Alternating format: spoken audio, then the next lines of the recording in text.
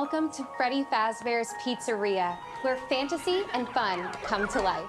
After its debut in 2014, Five Nights at Freddy's, or FNAF, has remained a staple of the horror genre of video games. After what felt like an eternity, Five Nights at Freddy's is finally getting a first movie coming in October. Video games being adapted to feature films don't have the best reputation historically, but that does seem to be changing. So lots of FNAF fans do have high hopes. And just like the games, there are many theories and predictions as to what's going to happen in the movie. And that's what we're going to discuss today. I'm Kyle with One Up Binge, and these are Five Nights at Freddy's movie predictions we love and hate. Now, our first theory we'll be discussing is a certain cameo from a long-running mystery to the games, which is that the crying child from FNAF 4 will appear in the movie. This theory is from Reddit user Why Not Now in the Game Theorists subreddit. While it's a short and simple post, he suggests that the crying child from FNAF 4 will make an appearance in the movie. And as brief as this theory is, we have to say that we absolutely love this prediction. We even have evidence that supports the theory. If we search up the casting for the FNAF movie, there is a child actor by the name of Grant Feely whose role is still currently unknown. But for some reason, the other known child actor, Piper Rubio,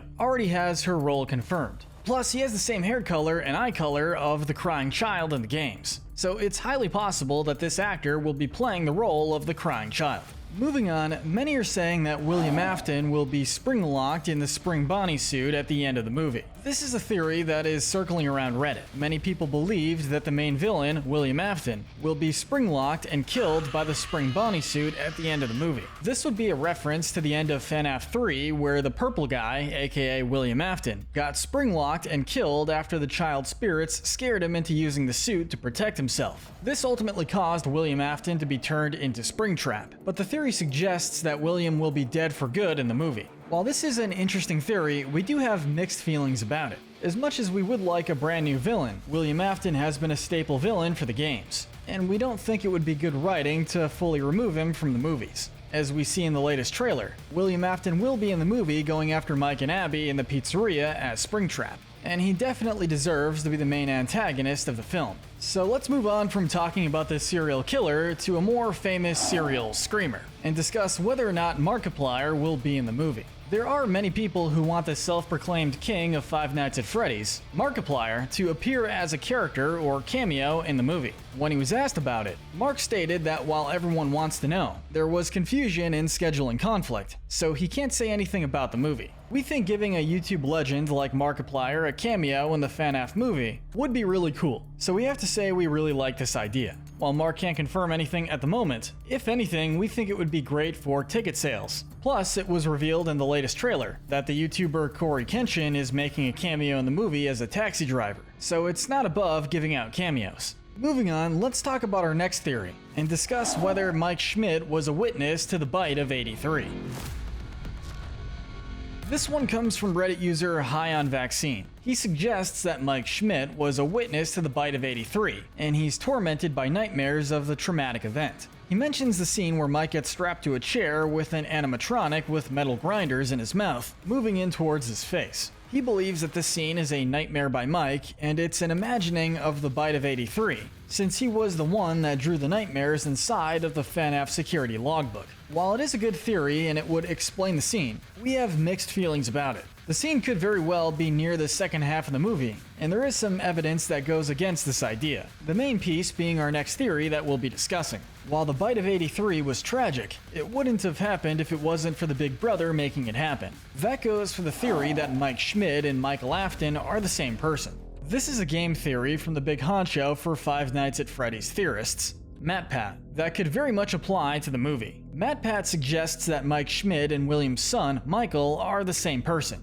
Basically, the theory suggests that Michael Afton went under many different names to undo their father's work by tampering with the animatronics on each of the game's custom nights. The main piece of evidence for this is the pink slip the player gets after winning Custom Night, mainly that one of the reasons for being fired is the odor the player has, and stinking up the offices. And as we saw in the games, Michael's body started to deteriorate after Ennard was stuffed inside of Michael's body. Mike actually being Michael would be a nice plot twist for anyone that doesn't know much about the lore in the games. However, it was stated by the writers of the movie that Mike Schmidt will be an actual person and not the identity of Michael Afton. So we'll say that we dislike this idea. But let's talk about Mike Schmidt getting spring-locked and stuffed inside a Freddy Fazbear suit in the movie. This is a theory from the YouTube channel 3C Films. It suggests that the mask with the spinning saws coming towards Mike is actually getting stuffed inside a Freddy Fazbear suit, just like FNAF 1 and 2 does to you when you lose. Just like when the phone guy says to you when you play the game. He mentions to not get caught by the animatronics because they'll think you're a naked endoskeleton, and will forcefully stuff you inside an empty Freddy Fazbear suit. Overall, we like this idea, since it would be more faithful to the games for it to be a torture device and Mike being close to becoming an animatronic. Definitely something scary to see on screen. And being stuffed inside an animatronic suit may be terrifying, but also scary is the theory of why William Afton is targeting Mike and Abby in the movie. This is a theory from the YouTube channel Demuted, which suggests the possibility that in the movie, William, under the persona of Steve Raglan as a career counselor, offered Mike a job as a security guard in the old Freddy Fazbear's Pizza restaurant. The job is to watch over the place and make sure nothing happens, as he stated that the owner is not ready to let it go. But here's the thing, why would William give Mike a job at a shutdown pizza place where no one has gone for years? Demuted has a theory that William is specifically targeting Mike and Abby to lure them there to kill them. He suggests that Mike might have seen some things he wasn't supposed to in the pizzeria when he was a kid. So William eventually tracked him down and posed as a career counselor for him to give him a job in the shutdown pizzeria, luring him there to kill him and tie up loose ends to his murdering spree. Overall, we like this theory because it does kind of make sense. It would also explain why William, disguised as Springtrap, would be going after them in the pizzeria. Knowing how William is in the games, it would just be another casualty to his thirst for blood. William Afton targeting his victims is no surprise to anyone, but the final theory that has the whole community arguing is whether it's Freddy or Golden Freddy that's with Abby in the FNAF movie. From the first poster that was released of the two, it shows Abby with an animatronic that has the shape, hat, and ears of Freddy. But many people believe it to be Golden Freddy because of the color this Freddy is. After the latest trailer, we get a better look at the Freddy that Abby is with in the taxicab at the end of the trailer. We see that this Freddy has only one eye and one ear, with a blue eye compared to the reddish-orange eyes that the other animatronics have. After careful consideration, we will say that we think the Freddy that Abby is with is Golden Freddy. At the first poster, people weren't sure it was Golden Freddy because of the lighting of the poster.